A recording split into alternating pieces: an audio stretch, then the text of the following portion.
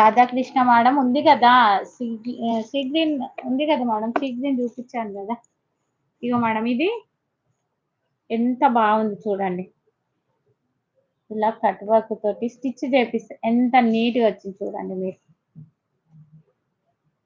ఇది మన దగ్గర బ్లౌజే, జస్ట్ 999 కాస్ట్. మళ్ళీ ఎక్కువ కూడా కాదు, 999 కాస్ట్ గల బ్లౌజ్.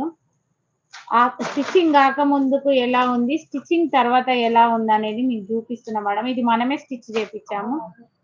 ఏంటిది ఏడికి డాడీ వచ్చినాక